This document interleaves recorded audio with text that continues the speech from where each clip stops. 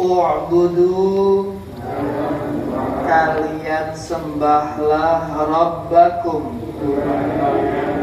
alladzi khalaqakum walladzina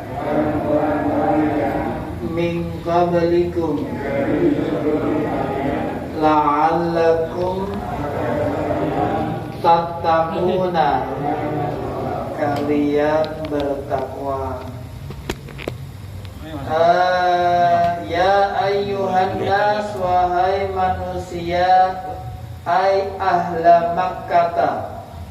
Jadi wahai manusia maksudnya wahai penduduk Mekah, karena ayat ini diturunkannya pas masih di Mekah. Ubudu, kalian sembahlah. Sembahlah di sini maksudnya wahidu. Wahada yuwahidu, wahid, esakanlah, bertauhidlah atau esakanlah Rabbakum, Tuhan kalian, alladzi khalaqakum, yang menciptakan kalian. Khalaqakum di sini maksudnya ansha'akum, sama niku maknanya juga menciptakan kalian. Ansha'a yunshi'u, insya, artinya ciptaan. Walam takunu, dan tidak kalian adalah syai'an, sesuatu pun. Artinya Allah menciptakan kalian, sebelumnya kalian itu tidak ada, bukan apa-apa. Wa khalaqa, dan Dia menciptakan alladzina, orang-orang yang min qablikum, dari sebelum kalian, la'allakum, agar kalian tattaquna, kalian bertakwa. Wujudnya takwa bi'ibadatihi, dengan menyembahnya, dengan beribadah padanya, dengan mengabdi padanya, itu ibadah. Dan istilah takun, kalian takut niku takut napa? Iqabahu, siksanya. Iqabahu bermakna adzabahu. Makanya di ayat Quran lain kan ada Allahu syadidul iqab, itu maknanya sama dengan Allah syadidul adzab. Terus di sini tadi ada kalimat la'allakum tattaqun. Lafaz la'alla fil asli, aslinya itu litarajji, maknanya untuk tarajji. Tarajji itu kemungkinan atau harapan yang mungkin terjadi. Biasanya diartikan mudah-mudahan, boleh, atau boleh jadi, boleh. Itu asalnya begitu. Tapi di lafaz ini la'allakum maknanya bukan mudah-mudahan. Tapi kalamihi ta'ala, di dalam firman Allah Ta'ala di sini litahqiq. Litahqiq itu untuk menunjukkan kepastian. Makanya diartikan agar itu maksudnya pasti. Agar kalian bertakwa itu maksudnya pasti kalian bertakwa. Pokoknya kalau kalian mau menyembah Allah, ya kan, menyembah Allah dengan sebenar-benarnya penyembahan, mengesahkan Allah dengan tidak menyekutukan, itu nanti pasti akan menjadikan kalian jadi hamba yang bertakwa. Jadi itu, makanya kenapa la'alla di Quran itu la'allakum artinya agar. Padahal kalau arti asalnya la'alla itu artinya mudah-mudahan, harapan, itu namanya tarojji. Itu di terjemahnya itu tulis tarojji. Kita lanjut ayat 22. Alladzi ja'ala lakumul arda firasyan was samaa'a binaa'a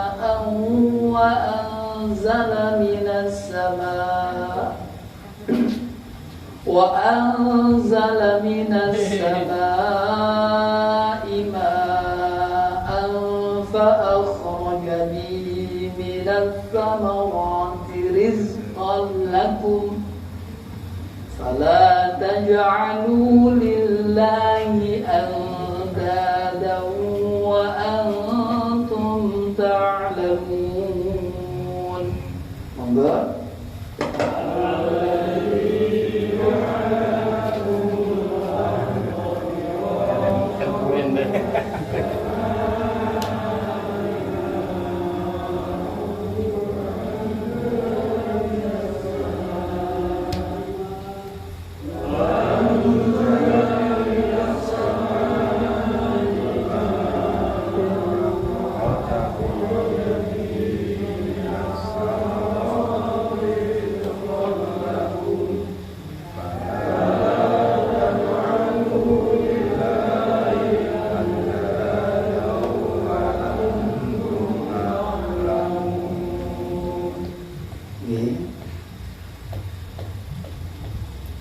Alladzi yang karena niki menuju ke Allah tidak usah orang yang tapi diambil yang ja'ala lakum al-arda firasyan hamparan was-samaa binaan atap wa anzala minas samai ma'an fa akhraja mengeluarkan fa akhraja maka mengeluarkan bihi minas samarati buah-buahan rizqan lakum fala taj'alu jangan kalian menjadikan lillahi andadan sekutu-sekutu wa antum ta'lamuna kalian mengetahui. Selanjutnya di tafsir Jalalainnya alladzi ja'ala maksudnya ja'ala ini khalaqa menciptakan. Jadi makna ja'ala menjadikan, khalaqa menciptakan. Niku kalau secara umum itu sama, secara umum sama. Tapi nanti pas di ayat tertentu ketika dibedakan itu biasanya dibedakan satunya itu yang dari asalnya tidak ada, satunya yang melengkapi yang sudah ada. Itu sering apa? Membedakannya. Tapi kadang secara umum maknanya sama. Maka di sini kita tafsirkan ja'ala ay khalaqa. Menjadikan maksudnya menciptakan. Lakum bagi kalian al-arda bumi firasyan hamparan. Lafaz firasyan ini kedudukannya jadi halun. Jadi hal. Hal itu keterangan dari suatu keadaan. Keterangan dari suatu keadaan. Allah menjadikan bumi itu loh sebagai hamparan. Itu namanya hal. Dalam istilah nahwu itu namanya hal. Terus bisa ton. Jadi lafaz firasyan itu maknanya bisa ton. Bisaton itu kalau dari kata baston itu artinya sesuatu yang luas, yang lapang. Yang lapang, yuftarosu yang dihamparkan.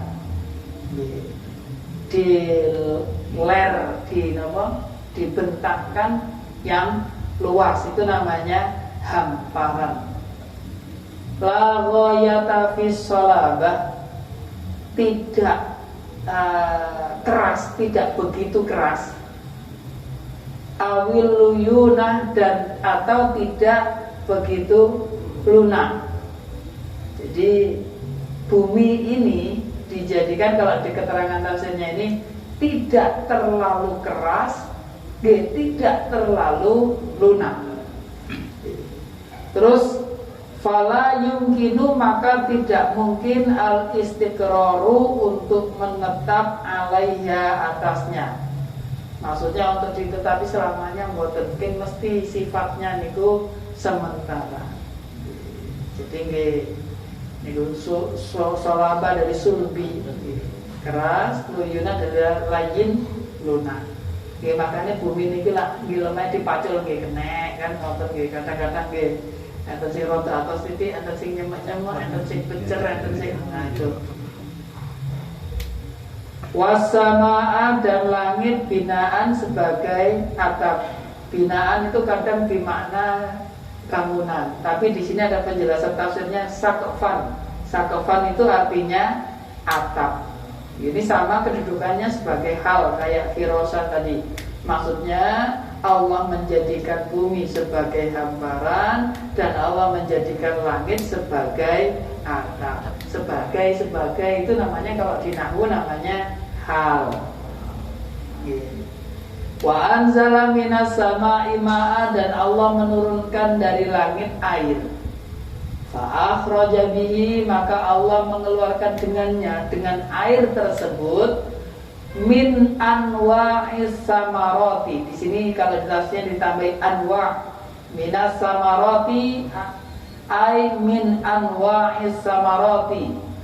Anwa' itu artinya bermacam-macam, bermacam-macam buah-buahan. Makanya hujan itu rahmat. Hujan itu rahmat. Tanah yang asalnya tandus, kering, mati, itu disirami dengan air hujan, itu jadi hidup. Di ayat lain disebut ihtazzat warobat, hidup dan bergerak. Jadi dalam arti ambatat min kulli zaujin bahij, menumbuhkan berbagai macam tumbuh-tumbuhan, tanam-tanaman, buah-buahan, niku disirami air hujan. Alhamdulillah kemarin ini hujan 2 hari gitu. 2 hari atau 3 hari tuh, 2 hari. Niku alhamdulillah seger. Mulai ada sing tukul-tukul gitu. Jadi apalagi kalau terus-terusan niku. Jadi itu rahmat. Kalau sampai jadi banjir, niku salah menungsane ya. Air hujan itu Allah menyampaikannya itu bini kedar, sudah ada ukurannya. Jadi kudune niku mboten banjir kudune. Lah kok sampai banjir gitu, mesti enten stok ulah manungsane gitu. Kemudian rizqal lakum, buah-buahan itu sebagai rizki bagi kalian. Sama ini juga jadi hal. Maksudnya sebagai rizki, takulunahu, kalian bisa memakannya. Kalian bisa memakannya. Wa ta'lufuna bihi, dan kalian bisa memberi makan dengannya. Ta'lufun, ta'lafun itu artinya memberi makan, memberi makan ke binatang. Nah ini makanya ada tambahannya dawabakum, binatang melata kalian. Artinya tumbuh-tumbuhan yang Allah tumbuhkan di muka bumi ini, ada yang langsung bisa kita makan, ada yang tidak langsung bisa kita makan, tapi bisa dimakan oleh binatang-binatang. Ya, contoh kayak rumput, ya kan? Walaupun kita kadang-kadang enten suket niku kathah gremenge nggih, kathah gremenge. Tapi nek jenengan tanglet yang sing gadah napa ternak niku golek rumput anjok ndi kadang diroyokan barang gitu kan nggih. Karena demi memberi makan ternaknya, dan nanti ternaknya dimakan oleh manusia. Makanya kadang-kadang manusia itu mboten patek syukur terhadap hal-hal yang mboten langsung dinikmati. Umumnya kita lak nonton gitu. Kados kita nek petok enten uget-uget ngromong. Gitu. Padahal uget-ugete mangke dimakan kali ulam, gitu sama ikan. Terus ikannya dimakan oleh manusia. Ujung-ujungnya nggih balik teng manungsa malih. suket itu wau napa malih sembarang kali. Selalu ada manfaat, ada faedah, ada fadilah setiap ciptaan Allah. Tidak ada satupun ciptaan Allah yang sia-sia. Jadi ada yang langsung, ada yang tidak langsung. Makanya di sini kalian rezeki bagi kalian itu yang bisa kalian makan langsung atau dimakan oleh binatang-binatang. Yang binatang itu nantinya pun juga bermanfaat bagi kita semuanya. Fala taj'alu lillahi andada, maka jangan kalian menjadikan bagi Allah sekutu-sekutu. Lafaz andada ini bermakna syuraka'a, sekutu. Dalam hal apa? Fil ibadah, sekutu-sekutu dalam ibadah. Wa antum ta'lamun, dan kalian mengetahui tentang apa? Annahul khaliq, bahwa sesungguhnya Allah lah yang maha menciptakan. Wala yakhluquna, dan tidak mereka bisa menciptakan. Jadi jangan kalian menyekutukan Allah dengan sembahan-sembahan yang selain Allah, padahal kalian tahu yang maha menciptakan itu Allah, sedangkan berhala-berhala dan sesembahan yang lain selain Allah itu tidak bisa menciptakan. Wala yakunu ilahan, dan tidak dia adalah Tuhan dan tidak ada Tuhan illa may yakhluqu, kecuali yang bisa menciptakan. Jadi niku nggih orang-orang musyrik niku asline nggih paham. Yang namanya Tuhan yang layak disembah itu nggih yang bisa menciptakan. Kudune niku nggih pun paham ngoten. Lagi ngopo kok masih saja mereka menyekutukan Allah dengan sembahan-sembahan yang tidak bisa menciptakan. Yang daerah lain malah disindir oleh Allah, la yakhluquna wa hum yukhlaqun. Mereka tidak bisa menciptakan, tapi mereka malah diciptakan. Kita lanjut ke ayat 23. Wa in kuntum fi raibin mimma nazzalna ala 'abdina fa'tu bi suratin min mithlihi wad'u syuhada'akum min dunillahi in kuntum shadiqin. Monggo.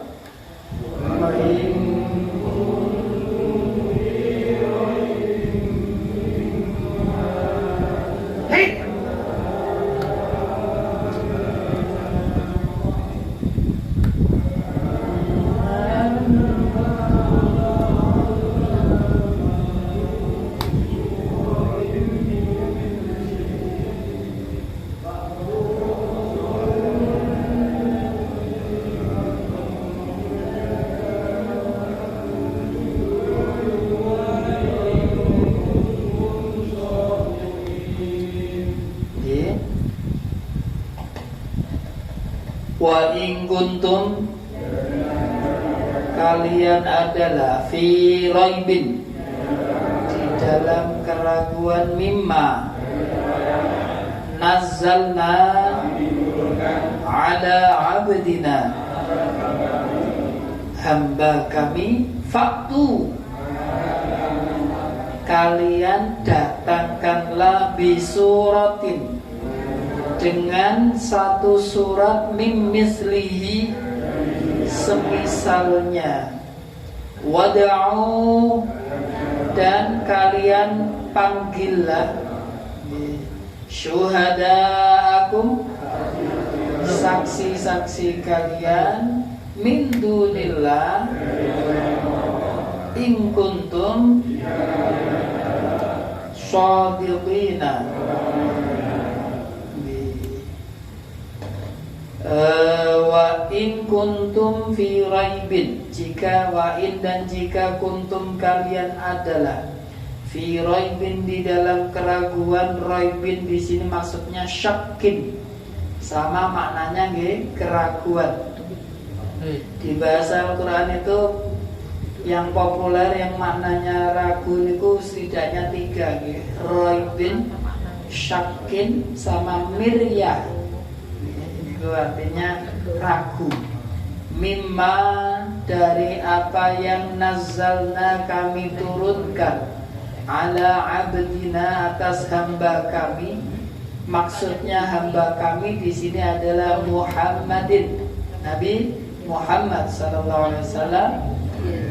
Jadi sering di Al-Quran itu Allah kalau manggil Rasulullah malah pakai abdina, hamba kami. Minal Quran, tadi maksudnya mimma nazzalna ala abdina, yang kami turunkan atas hamba kami, maksudnya adalah Al-Quran. Annahu, sesungguhnya dia Al-Quran itu min indillahi, dari sisi Allah. Lah, jika kalian ragu kalau Al-Quran itu dari sisi Allah, faktu bisuratin, maka kalian datangkanlah dengan satu surat min mislihi, dari yang semisal Al-Quran. Ai al-munazzal, maksudnya sama-sama yang diturunkan. Karena Al-Quran itu kan diturunkan sesuai yang diturunkan, yang semisal yang diturunkan bisa ndak. Terus min, lafaz min ini, min mislihi ini fungsinya lil bayan, untuk penjelasan atau keterangan. Ai hiya mislihi, maksudnya gitu, datangkanlah surat yang dia itu semisal Al-Quran. Nah itu jadi maknanya lil bayan itu ai hiya mislihi. Mim mislihi maksudnya hiya mislihi. Semisal Al-Quran dalam hal apa? Fil balaghati, di dalam balaghah. Balaghah itu penyampaian kalimatnya. Jadi dalam kemukjizatan Al-Quran dalam segi penyampaian kalimatnya. Wa husnin nidhami, dan di dalam sebaik-baiknya susunan. Al-Quran itu susunannya kan indah. Terus kemudian wal ikhbari, dan berita anil ghaibi, tentang yang ghaib. Jadi kalau bahasa gampangannya, semisal Al-Quran dalam hal keindahan bahasanya pun sekaligus juga muatan makna yang mendalam, terutama hal-hal yang sifatnya ghaib. Tapi benar loh, mboten kok ngayal ataupun ngira-ngira. Kan Quran itu kan berita tentang ghaibnya kan kebenaran. Nah, sedangkan umumnya para penyair, ini kan yang ditantangkan para penyair. Para penyair itu kadang-kadang bikin bahasa bisa indah, tapi muatan isinya niku tidak bisa dipertanggungjawabkan. Ya kan, andai ono pola ngayal-ngayal kata niku. Lah bahasanya gitu, kadang maknanya tapi kok tidak mendalam. Di Quran itu bahasanya indah, maknanya pun juga ada makna yang luar biasa. Nek terima, makanya kan nanti ada yang mereka buat mirip niru kayak Quran. Al-fil mal wal fil wa ma adraka mal fil, al-fil al-hayawan. Nggih, koyokane kalimatnya koyo indah tapi artinya napa? Gajah, apa itu gajah? Itu kan secara maknanya kitab suci kok gitu. Kalau Quran kan maknanya pun juga mendalam, nggak hanya cari bahasanya. Gesami kali saat ini gini kelolong sewu. Kadang lagu-lagu saat ini gini ku enak di rumah, tapi isinya artinya opo gitu. Gak enak apa sih mendalam, pelajaran yang baik bagi diri atau apalah yang penuh makna betul. Yang penting apa? Enak kena kayak goyang wis ngono toknya, itu berarti nggih bukan karya yang luar biasa. apalagi Quran, apalagi Al-Quran secara lafzan wa makna itu indah. Kemujizatannya itu baik segi balaghahnya, husnul nizamnya maupun ikhbar adil ghaibnya. Terus tadi kan faktu bisurah, datangkanlah dengan satu surat. Ya kalaupun tidak bisa satu surat penuh, minimal itu qit'atun, potongan, sebagian. Gak iso utuh nih, sebagian surat tidak apa-apa lah. Yang penting laha awalun wa akhirun, ada awalnya ada akhirnya. Namanya sak tema lah, minimal itu satu tema. Aqalluha, sedikit-sedikitnya gitu. Sedikit-sedikitnya salah satu ayatin 3 ayat. Itu disebut satu surat. Dilalah kalau kita amati di Al-Quran, surat yang paling pendek tengah Al-Quran itu berapa ayat? 3. Napa niku? Al-Kautsar kali Al-Asr nggih, An-Nasr nggih, Idza nggih. Minimal semuanya lah 3. Boten enten sing sak surat itu isinya 2, boten enten nggih. Minimal 3. Makanya di tafsirnya juga dikasih keterangan Allah nantang orang kafir untuk buat seperti Quran minimal 3 ayat. Tapi itu satu tema, makanya ada awal ada akhir. Makanya kados jenengan misalkan kados sambutan, khutbah, ceramah, ngisi pengajian apa mawon niku masih sak ndek-ndek niku enten muqaddimah, enten isi, enten penutup. Assalamualaikum, bismillah, alhamdulillah. Terima kasih atas kesempatan yang diberikan. Kurang lebihnya mohon maaf yang sebesar-besarnya. Wassalamualaikum loh kan pun nenten apa bukaan, penutupan. Nah, niku minimal wonten. Niku nek sambutan wonten biasanya tamune sing seneng dagage mari ya. Sami kali khutbah. Saat ini mulai ngetren khutbah Jumat niku cepet-cepetan. Ya, cepet-cepetan. Boten apa-apa, yang penting syarat rukunnya terpenuhi. Ya kan, syarat rukunnya terpenuhi, nanti nggak ada alhamdulillahnya, ada sholawatnya, ada syahadatnya, ya kan. Terus kemudian ada mengingatkan takwanya, ada membaca ayat Al-Quran, terus kemudian ada doa, ya kan. Pun niku rukun-rukunnya terpenuhi, pun mari dilalas sing diwaca bahasa Arab tok. Bismillahirrahmanirrahim. Alhamdulillahirabbil alamin. Nggih. Assalatu wassalamu ala sayyidina Muhammadin. Terus asyhadu an la ilaha illallah wa asyhadu anna Muhammadar Rasulullah. Qala Allah Ta'ala gitu. Qul huwallahu ahad gitu. Ya, wa ya ma'asyiral muslimin, ittaqullah. Ittaqullah haqqa tuqatih wa la tamutunna illa wa antum muslimun. Gitu. Barakallahu li wa lakum fil Qur'anil azim. Lho mboten apa. Rukun-rukun itu. Niku khutbah gak sampai 5 menit buyar, sawenang bengkek.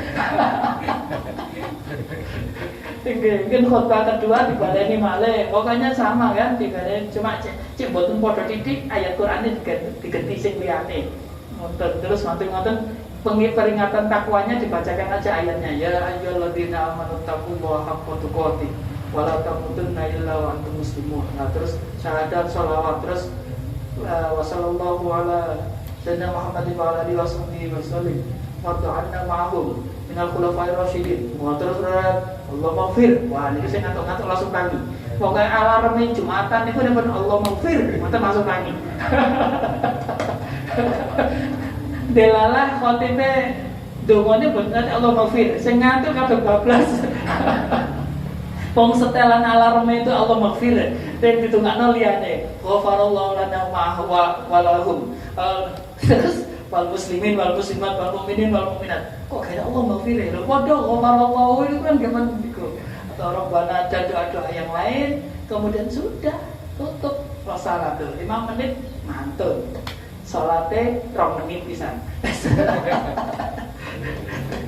Saat ini lagi tren Nggih, tapi nggih kalau bisa nggih pun teman-teman lah, pun teman-teman napa kecepatan kuatir mangke sing ketinggalan itu. Nggih sedengan mawon, memang sunahnya kalau khutbah Jumat jangan panjang-panjang lah. Secukupnya saja. Yang penting, yang paling penting syarat rukunnya harus terpenuhi. Dan kadang-kadang itu yang ngeri itu pas lali ayat Quran dereng diwaca atau lali napa jenenge peringatan takwa mboten diwaca. Syahadat, sholawat, kadang-kadang niku enten sing kliwat niku bahaya. Makanya khutbah niku niku khotib harus betul-betul ngecek niku. Yang bahaya niku kadang khotib niku mboten sinau sik buku niku pun tenggone pengimamane teng mikrope Jumatan. Kan teko kan cukup dan diwaca. Dilalah kelewat pisan bahaya gitu. Saya pernah ada guru saya niku beliau cerita, aku tahu rek ngimami khutbah sak imam ini. Buyar napa? Salat selesai, enten sing ngrimo. Pak jenengan mau dereng maos ayat Quran ya? Mau selesai. Aku malah ya wis dalil. Tapi kan dalilnya jenengan mendhet tengah itu. Kan mboten sak ayat namanya. Iya toh? Iya. Langsung belum mendhet niki. Pengumuman, bapak-bapak, derek-derek sedaya jenengan salat zuhur nggih teng griya. Kula wonten sing kliwat ngoten. Masyaallah nggih. Tapi kula salut dengan beliau. Loh, beliau wani ngakoni ngoten lho. Timbang halah ngomong karo kok babah lho. Ya napa? Tapi beliau saya salut dengan beliau terus ya wis tak umumno ae bapak di salat zuhur meneh ndok omah kayak gitu. Dan memang harus begitu, itu namanya tanggung jawab sebagai imam. Lah kalau tadi sholatnya nggak sah secara sholat Jumatnya, berarti kan diganti dengan sholat zuhur. Dilala tadi kalau misalkan beliaunya gengsi, isin dan sebagainya, babah ngomong karo yo deh. Dosa nanggung sak masjid nih wong. Kalah kali gengsi. Makanya bersyukurlah kalau ada ustadz-ustadz kiai-kiai yang jujur begitu nih. Umatnya insya Allah selamat. Katanya apa ngomong karo ya. Mungkin tuh kadang kita nih kok boten roh ya masih keliru wow boten roh kan gitu. Wong kadang boten gatekno. Kita wae Jumatan gatekno napa nggih kok. Genten sing gatekno mesti enten. Sing boten nggih saking gatekno sampai keturun-keturun genten. Khusus saking khusus nggih. Kenging ansitu niku lho tenanglah, saking tenange sampai betul-betul tenang. Waduh, jadi niku tadi jadi istilah faktu bisuratin minimal 3 ayat. Wada'u syuhada'akum, panggillah saksi-saksi kalian. Ini kadang-kadang kalau diterjemahan bebas langsung diartikan penolong-penolong kalian. Padahal syuhada itu jamak dari syahid. Nah, makanya penjelasan itu begini. Syuhada'akum maksudnya alihatakum, sesembahan kalian. Allati ta'budunaha, yang kalian menyembahnya. Min dunillah, yang kalian menyembahnya itu selain Allah, ay ghairihi. Jadi min dunillah sama maknanya dengan min ghairillah, dari selain Allah. Lah niki litu'inakum, supaya menolong kalian. Jadi panggillah saksi-saksi atau sesembahan selain Allah itu untuk menolong kalian. Makanya kadang-kadang diterjemah bebas langsung wada'u syuhada'akum, diartikan dan panggillah penolong-penolong kalian. Karena memang secara tafsirnya syuhada maksudnya adalah sesembahan yang kalian sembah selain Allah, yang bisa menolong kalian untuk membuat surat yang semisal Al-Quran. Jadi Allah nantangnya ini mboten temeng-temeng gawe yo, gak iso gawe dhewe celokon bolo-bolomu. Sesembahanmu pokoknya selain Allah celokon wis. Gawe yo seminar, gawe muktamar, cek iso gawe seperti Quran, buatlah. In kuntum shodiqin, jika kalian adalah mengaku sebagai orang-orang yang benar. Kaliannya sinten niki? Orang-orang musyrik. Jadi loh, ini ditanya kalau kalian itu memang benar, wahai orang musyrik, benar dalam hal apa? Anna Muhammad, dan sesungguhnya Muhammad qalahu min indi nafsihi. Muhammad, kalau kalian menganggap Nabi Muhammad itu mengatakan Al-Quran itu min indi nafsihi, dari sisi dirinya sendiri, coba kalian juga buatlah. Nah, maksudnya kalau kalian ngaku benar dengan mengatakan Muhammad sing ngarang Quran, nek jere sampean Nabi Muhammad itu iso ngarang Quran, ayo jajar sampean yo gawe yo. Fa'alu dzalika, maka kalian buatlah itu. Apalagi kalau seperti mereka menganggap Nabi Muhammad itu buta huruf, ya kan? Tidak bisa baca, tidak bisa tulis. Lah, apalagi kalau kalian yang bisa baca tulis, mestinya lebih bisa. Silahkan buat seperti Quran. Jadi ini karena nanti di ayat lain akan ada penjelasan. Ada di antara orang musyrikin itu yang menuduh Al-Quran itu bukan wahyu dari Allah, tapi Al-Quran itu karangan Nabi Muhammad. Makanya Allah tantang balik, ya wes gawe teh jajar. Minimal satu surat itu 3 ayat.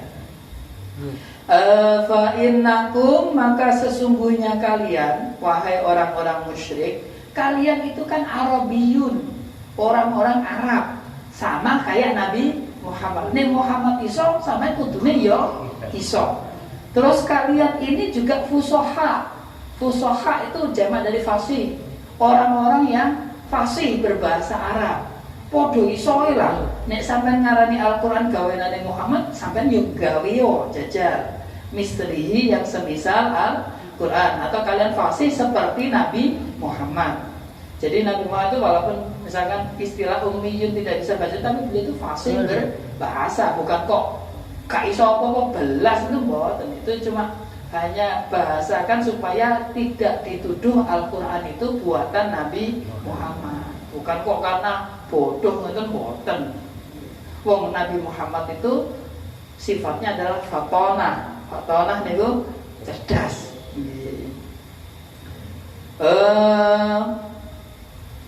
Walamma ajazu, dan ketika mereka tidak mampu.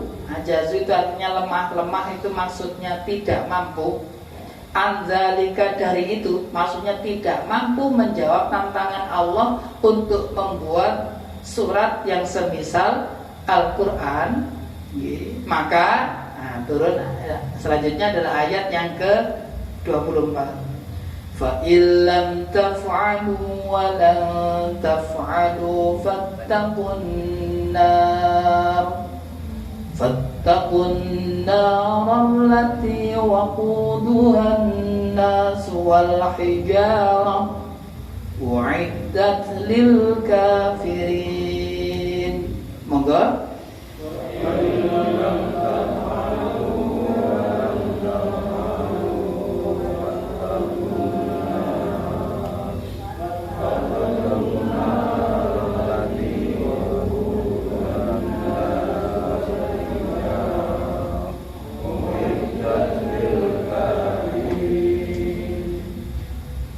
Fa'illam fa'in, maka jika lam taf'alu, tidak kalian mengerjakan, walan taf'alu, tidak dan tidak akan kalian mengerjakan, fattaku, maka kalian takutlah an-naro, neraka allati waquduha, bahan bakarnya an-nasu, wal hijaratu, bebatuan, uiddat, disediakan lil kafirina, orang-orang yang kafir. Jadi ini tadi walamma ajazu an dzalika, Setelah ditantang kalau kalian tidak mampu, kemudian qala ta'ala, Allah berfirman, fa illam taf'alu, maka jika tidak kalian mengerjakan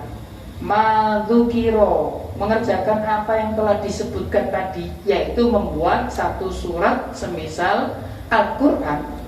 Kenapa kok tidak bisa membuat? Li'ajzikum, karena ketidakmampuan kalian, karena kelemahan kalian. Walan taf'alu, dan memang tidak akan kalian bisa mengerjakan dzalika itu abadan, selamanya.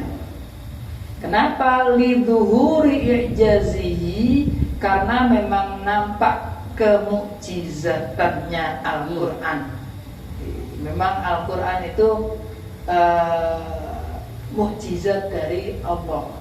Segala elemen Al-Quran itu semuanya adalah mukjizat. Maka disinilah gak ada yang bisa menyamai Al-Quran. Kadang-kadang mikirnya, alah gampang kayak gitu dok. Orang Arab masa bikin kayak gitu, bahasa Arab itu aja masa gak bisa. Loh, bahasa Arabnya mungkin bisa sama, tapi kalau secara semua elemennya tadi itu enggak, Al-Quran itu enggak kayak umumnya bahasa Arab, karena ada sisi-sisi kemukjizatan. Entah itu dalam hal bacaan, entah itu dalam hal makna dan sebagainya. Itu kemukjizatannya Al-Quran.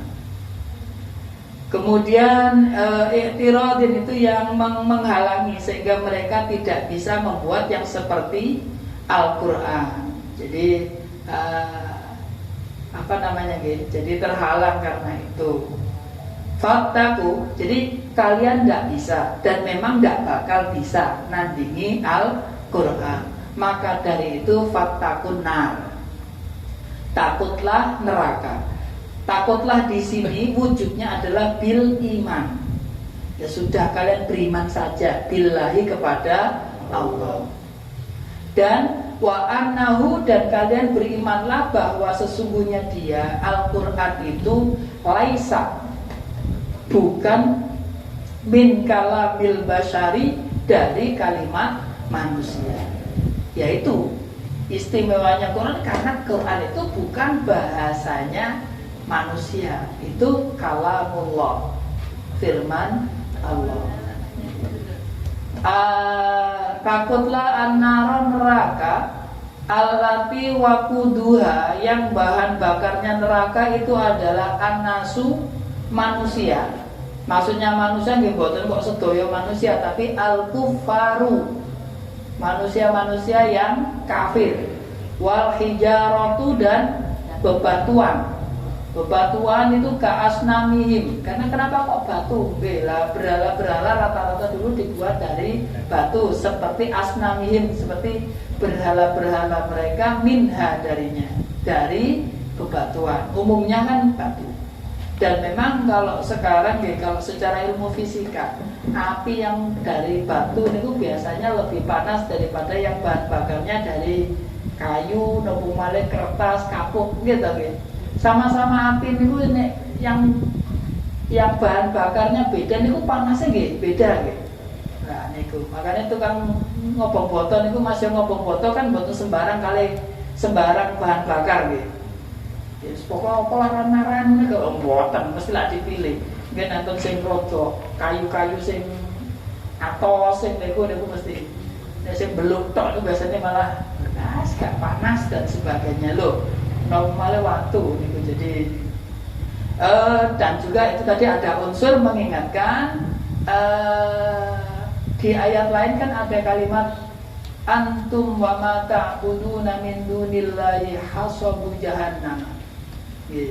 Antum, kalian, dan apa yang kalian sembah selain Allah itu hasabu jahannam, bahan bakarnya neraka. Antum laha waridun, yang kalian itu nanti masuk ke dalamnya. Jadi ini, maka ini cocok dengan yang tadi di ayat yang lain. Yakni maksudnya adalah annaha, sesungguhnya neraka itu mufritatul hararah, sangat panas gitu. amat sangat panasnya. Tetap itu yang berbahan bakar bima dzukira dengan apa yang telah disebutkan tadi. Nggih, api niku nek bahan bakarnya manusia dan bebatuan niku panasnya nompongan. Wow. Ya, tadi ini juga jadi pelajaran fisika, nanti coba ajakin apa jajal panasnya api podo-podo gini. Karena memang kalau yang paling panas kalau bahan bakarnya ini. Terus la kanari dunya, lah ini tidak seperti api yang ada di dunia, tetap itu yang nyala atau tutuk kita juga boleh, tutuk itu dinyalakan boleh, atau yang tetap itu yang nyala atau berbahan bakar bil hatopi dengan kayu bakar gitu. Makanya beda panasnya niku beda. Wanahwihi dan yang semisal kayu bakar. Dan tadi yang gue sampaikan bahwa memang api itu derajat panas bisa berbeda tergantung kayu bakar. Apalagi bahan bakarnya, apalagi nanti yang neraka. Neraka niku pawanaspol. Gini kalau dikandani ngeten iki kula pun percaya mawon lah, mboten pengen jajal. Pun percaya mawon gini disanjangi rokok puayanas gak enak ngeten percaya. Mungkin nek disanjangi surga iku enak, enak bidadari, enak ngene terus jenengan terus jawab, kula mboten percaya dari mriku. Niku pun nate enten sing ngoten. Tapi nek kita niru malah jiplak gitu. Nah, enten malah di antara orang-orang hebat itu, saya lupa namanya, pernah ada kisahnya gitu. Beliau waktu disampaikan begitu, mboten percaya mboten. Saking cerdasé wong. Kula mboten percaya nek dereng buktiaken nek surga. Nek neraka kula mboten percaya. Mboten sabriko. Tenan ya, ayo nek surga.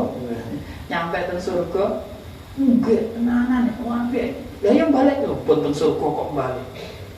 La ya bahuna anha hiwala. Nek pun teng jero surga lho mosok pengen pindah. Niku cerdas. Tapi nek jenengan niru niku paling malaikat nggih bener. Wis tau wae sing ngono. Wis gak percaya karepmu gitu. Jadi apa ya? Hebatnya orang-orang itu kalau yang betul-betul kekasih Allah, orang-orang yang dekat sama Allah tuh, ide-ide orisinil niku lah yang menjadikan hebat. Ide-ide orisinilnya beliau-beliau itu yang menjadikan hebat. Lah nek kita niru, mana gak sido hebat. Nggih, contoh yang terkenal lagi kados sinten Bilal. Iya kan? Tahu kehebatannya wudu, nggih kan? Beliau menjaga wudu. Lho niku lho fadilah. Napa bakiyae mawon niku sampai krungu teng surga. Udah niku terus malih kados kisah Abu Nawas. Abu Nawas niku kan biro setengah gregetno dalam pandangan orang umum nggih, dalam pandangan orang umum. Sampai menurut riwayat kan Imam Syafi'i mawon meh mboten purun nyolati. Lah kok matur-matur mergo nggih rada aneh-aneh wong lho. Lah kok pas badhe ditulis teng sae niku wonten tulisan. Tulisannya niki karena mergo cedhek kali Gusti Allah. Ya Allah, lah nek sing jenengan sayangin niku sing wong api-api tok, lah nek sing elek-elek kaya kula niki terus sinten sing nyayangi mboten jenengan. Wong sing Maha Pengasih Penyayang niku jenengan. Nek mboten jenengan sinten malih. Ngertos niku langsung disolati kalau iki tulisan itu mboten mungkin tulisan wong biasa. Ngoten. Tapi mergo jenengan pun ngertos niki matur-matur gak usah salat, gak usah apa-apa, sing penting tulisanku tak sak dindi. Jare malaikate wis tahu iki nyontek iki wis gak orisinil gitu nggih. Seperti kayak kalimat yang ilahi lastulil firdausi ahla wala aku ala naril jahim. Ya Allah, kula niki mboten pantes mlebu swarga, tapi kula teng neraka nggih mboten wis ngeten iki. Repot ngeten iki. Terus ya apa delendi. Tapi itu kalimat dari apa ya? Orsinilnya hati yang bersih, malah istimewa. Makanya dilala ditiru kali. Keluarin sering datang bis niku ketemu pengamen, niku enten lagu yang populer di pengamen, subuh, kesiangan, zuhur, kecapean apa sampai isya akhirnya gak sholat blas. pucuk-pucuk lagune Tuhan pantaskah aku ke surgamu. Wah gitu kan. Bahasanya niku nglendek. Paling ngejere malaikat pantes. Pantes kok gak tau salat balas.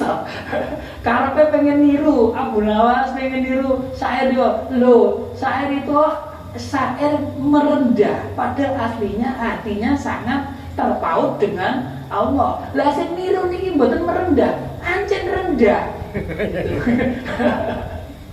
Lah kalau malaikat ya ancen. Atau contoh mawon sederhana. Kayak kita kalau punya acara di kampung, di masyarakat, mangke wonten kiai ini rawuhe keri. Lenggahe teng Jawi. Niku mesti kalih panitia lak disumanggaken tenggen ngajeng to nggih. Oh, kiai monggo jenengan teng ngajeng. Lho kakak aku keri terus. Aku tanduk kene. Oh, mboten kiai. Tetep langsung dilalah kita sing wong biasa. Teko keri. Kulo tak tembriki mawon jere panitia. Lho ancen ya nduk kono. Ojo sampai sama ndek ngarep kono teko keri. Jaluk ngarep wis tambah ojo kono nggonmu. Jadi artinya ini inilah kalimat-kalimat orisinil yang dari hati yang bersih gitu nggih. Itu memang kelas.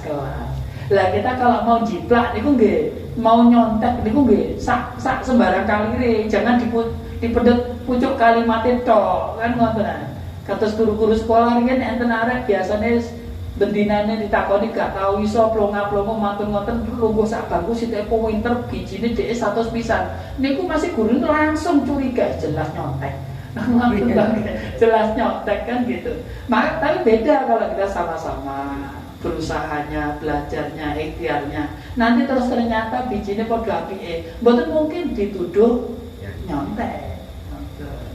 Tapi kadang-kadang barokah nyontek nek pas welas gurune ya gak apa-apa lah, untung-untungan aja gelem usaha. Pun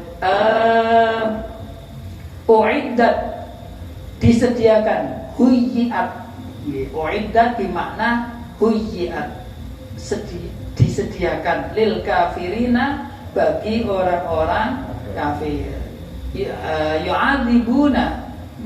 Yu'adzabuna, orang-orang kafir itu mereka diadab biha dengan siksa neraka.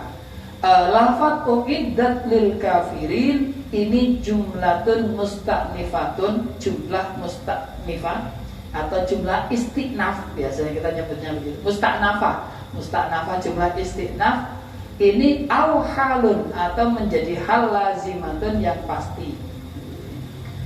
Pun kita sampai situ dulu, sampai ayat 24. Monggo kita baca lagi sekali lagi yang ayatnya saja. Ya ayyuhan nasu, monggo wahai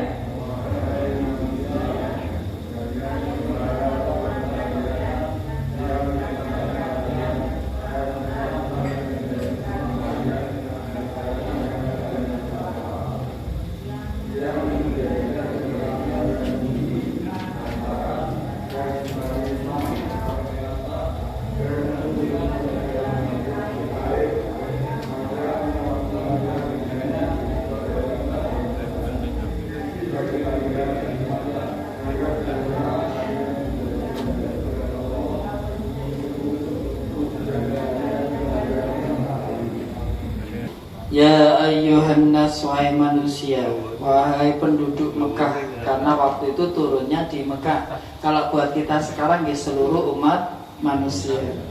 Sembahlah Allah, dalam arti sembahlah dengan mengesahkan.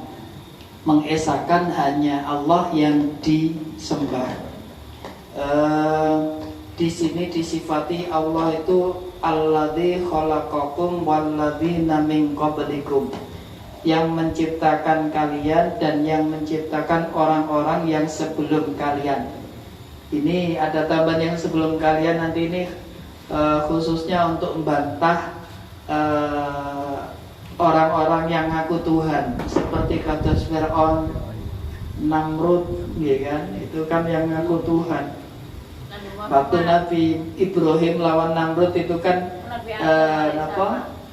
debat nggih. Alam tara ila alladhi hajja Ibrahim fi rabbih an atahu Allahul mulk. Ketika terus Qala Ibrahim rabbiyalladzi yuhyi wa yumiit qala ana uhyi wa umiit. Jadi Raja Namrudnya ketika Nabi Ibrahim bilang Allah lah yang menghidupkan dan mematikan, Raja Namrud bilang, tuh aku juga bisa menghidupkan dan mematikan. Walaupun kalau versinya Raja Namrud buatan kok menghidupkan dari yang mati, ya kan? Atau mematikan dari yang hidup, buatan. Tapi keputusan rakyat itu dia tetap hidup apa dihukum mati itu ada di tangan saya. Bagi Namrud itu seolah-olah dia bisa menghidupkan dan mematikan. Maka ketika ditanya, lalu siapa yang menghidupkan orang-orang atau yang menciptakan orang-orang sebelum kalian siapa? Saged napa wong diedere ngenten. Fir'aun juga ngenten. Fir'aunnya belum ada. Lah sing gawe bapakmu sapa? Mas Wito. Ya, kalau kamu merasa bisa menghidupkan waktu kamu belum hidup terus siapa? Loh kan makanya sudah mentah kalau kena kalimat walladzina min qablikum. Dan tujuan dari ibadah itu adalah la'allakum tattaqun. Jadi tujuan dari ibadah itu supaya kita bertakwa. Takwa itu secara akar kata artinya takut atau menjaga diri, memelihara diri. Jadi lafaz waqina adzabannar, ki itu nggih. Dengan lafaz takwa itu akar katanya sama dari waqaya. Waqayati wiqayah. Fi'il amarnya ti. Lindungilah, jagalah gitu. Terus kalau lafaz takwa itu dari lafaz waqa ditambahi mazid alif ta, iutaqo, yautaqi. Kemudian diiklal jadi ittaqo yattaqi. Jadi secara bahasanya menjaga diri. Takut itu bentuknya adalah menjaga diri. Takut pada apa? Takut pada siksanya Allah. Menjaga diri dengan caranya apa? Beribadah mendekat kepada Allah. Caranya bagaimana? Imtisalul awamir wajtinabun nawahi. Menjalankan perintah Allah dan menjauhi larangannya. Tema ini takwa ini terus, makanya apalagi yang bapak-bapak gitu, yang wajib Jumatan itu mesti gitu. Pesan wajib untuk takwa. Jadi terus kemudian dan ini paten ini kalau orang beribadahnya betul-betul ujungnya mesti takwa. Makanya tadi la'alla bimakna tahqiq, pasti itu, agar kalau mau takwa beribadahlah, gampangannya begitu. Terus kemudian di sini ada penjelasan lagi. Tadi ini kan nggak langsung disebut nama Allahnya gitu. Kan disebutnya Robbakum, Tuhan kalian dengan sifatnya yang menciptakan. Di sini juga ditunjukkan lagi yang menciptakan atau yang menjadikan bagi kalian bumi sebagai hamparan. Ini ada diawali dengan lakum. Allah menciptakan bumi dan segala isinya ini bagi siapa? Bagi kalian. Kaliannya siapa? Kita semuanya niki hambanya Allah. Sebagai hamparan, sebagai pijakan. Terus di sini tadi ada penjelasan bukan untuk selamanya. Jadi makanya la yumkinul istiqraru 'alaiha. Wasama binaa, dan Allah juga yang menjadikan langit ini sebagai atap. Dan Allah juga yang menurunkan air hujan dari langit. Lalu manfaat air hujan itu bisa mengeluarkan berbagai macam buah-buahan, tumbuh-tumbuhan, tanam-tanaman yang itu sebagai rezeki bagi kalian yang bisa kalian konsumsi langsung atau kalian bisa memberi makan binatang-binatang kalian atau juga binatang-binatang yang lain yang nantinya bisa kalian manfaatkan. Kembali lagi semuanya manfaatnya kepada manusia. Ini masih belum semua gitu. Makanya nanti di ayat lain itu Allah menyampaikan di Quran itu menciptakan langit dan segala makhluk langit gitu. Matahari, bulan, bintang dan sebagainya. Bumi ini dan segala makhluk bumi masih yang ada di bumi, gunung, ya kan, jalan, sungai dan sebagainya. Ya Allah, itu semuanya yang menciptakan Allah. Sedangkan orang-orang musyrik niku malah menyembah berhala Yang mana berhala niku mboten saged menciptakan apa-apa, bahkan berhala itu diciptakan. Jadi ingat napa kisahnya Sayyidina Umar bin Khattab ya. Beliau kan pernah tiba-tiba nangis sendiri, tiba-tiba guyu sendiri kan gitu ya. Ya mboten kok stres mboten ya mboten. Karena itu wujud tafakur. Dalam tafakurnya beliau kok tiba-tiba beliau senyum-senyum sendiri, ada juga tiba-tiba nangis sendiri. Nah, sahabat yang lain ada yang kepo. Sayyidina Umar, kenapa? Tadi saya amati jenengan waktu tafakur kok tiba-tiba guyu sendiri, tiba-tiba nangis sendiri. Oh ya. Jadi kalau saya pas guyu sendiri, pas nangis saya dulu kan yang nangis ya. Pas saya nangis sendiri itu saya ingat waktu saya masih jahiliyah, saya mengubur hidup-hidup anak perempuan saya, gitu. Karena waktu itu Sayyidina Umar belum masuk Islam dan kebiasaan orang kafir Quraisy kalau punya anak perempuan itu dianggap memalukan. Pilihannya kalau dia ngeramut dengan penuh kehinaan, atau pilihan kedua dikubur hidup-hidup. Waktu niku Sayyidina Umar termasuk yang mengubur hidup-hidup putrinya. Maka beliau kalau ingat itu pasti beliau menangis. Nah terus yang senyum-senyum sendiri atau mesem-mesem guyu-guyu sendiri itu kenapa? Oh itu saya juga ingat waktu masih jahiliyah. Pernah saya itu punya berhala itu dari roti. Delala saya lapar, saya doa Tuhan, saya lapar. Niki kok tetap gak ada makanan yang bisa saya makan. Karena ingat niku bahan bakunya niku roti, dicuwil tangane dipangan. Kok cek lapar, sikile gitu. Sesuai entek. Lah kenapa? Lah piye aku gak guyu? Pangeranku tak pangan nih lho, iki gak delotok-delotoke wong ta. Makanya beliau ketawa sendiri itu karena jahiliyahku jeneng momen. Sebetulnya niku bukan kok nemen Tuhane dipangan. Nggih luwih nemen apa? Wes ora panganan kok dituhankan. Niku luwih nemen.